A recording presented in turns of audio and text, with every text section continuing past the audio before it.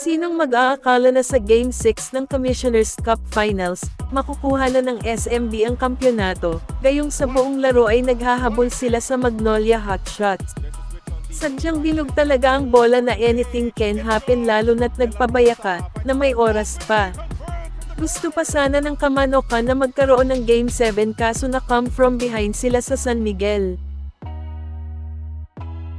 Under 5 minutes sa fourth quarter ay bahagyang nakahabol ang Beermen hanggang sa tuluyan ng nakuha ang kalamangan ng Magnolia, at ito ay dahil sa mga crucial 3-point shot ni Jericho Cruz, Chris Ross, at CJ Perez.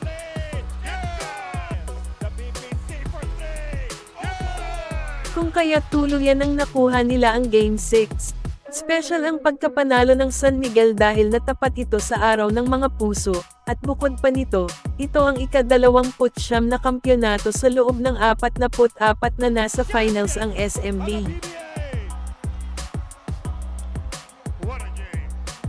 Matapos ang entertaining na Commissioner's Cup Finals ay sasabak naman ang 3 players ng San Miguel na miyembro ng national team.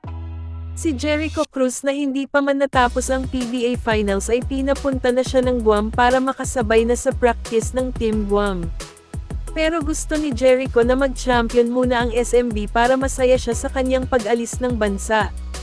Anyway, sabay na lalaban ang Gilas Pilipinas at ang Team Guam sa February 22 at 25, ito'y para sa first window ng Asia Cup 2025 qualifiers.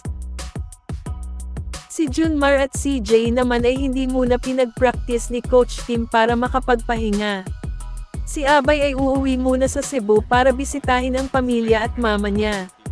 Samantalang pinagtripan ni Abay at Chris Ross ang buhok ni Kit Jimenez na ang sabi niya ay naging deal nilang tatlo na magpapaputol siya sa kanyang buhok kapag mag-champion sila.